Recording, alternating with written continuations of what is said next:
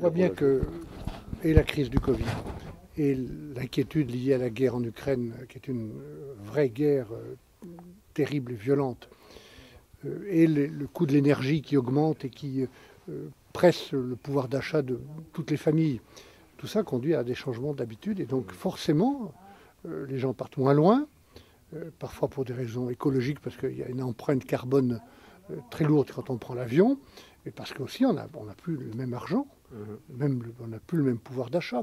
Donc je suis convaincu qu'un grand département de forêt rurale touristique comme les Vosges, avec beaucoup d'activités aussi dans les services et dans l'industrie, a une chance formidable à jouer, une carte à jouer, comme un lieu de destination. Vous savez, les habitudes de vacances changent aussi, les gens partent moins longtemps. Je suis convaincu qu'un département comme les Vosges a cette qualité exceptionnelle de sa forêt. Il est connu pour cela, même s'il faut faire attention pour bien développer la filière bois et contribuer à ce qu'on soit plus déficitaire sur le bois comme on l'est, ce qui est absolument incroyable en France. Cette identité-là, il faut en faire un atout pour l'économie et pour le tourisme. Je suis sûr de ça.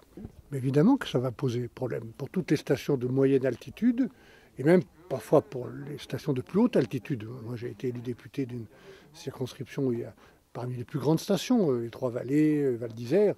Il faut se préparer. Et la grande règle, c'est de ne pas être le dos au mur surpris par ce qui passe, que nous sommes prévenus.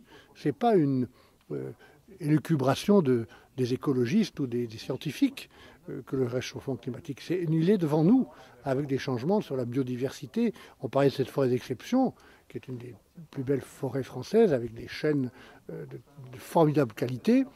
Il faut se préparer aux conséquences de ce réchauffement sur la qualité du bois et la durabilité des forêts. Donc il faut faire du travail de recherche, il faut faire de l'anticipation, il faut prendre des précautions.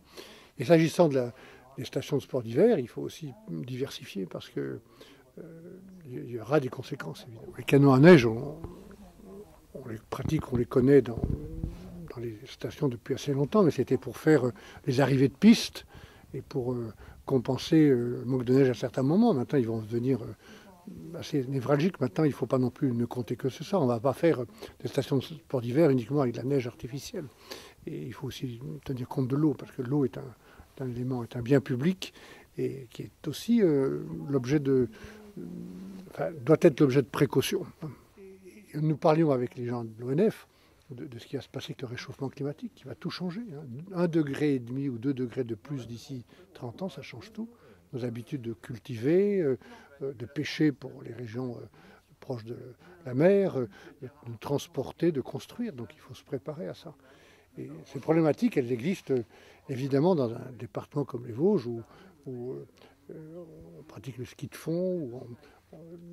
Donc tout ça, ça concerne la Savoie effectivement aussi, il y a des proximités. Vous savez, je ne suis plus élu en Savoie depuis 1999, mais je garde mes racines.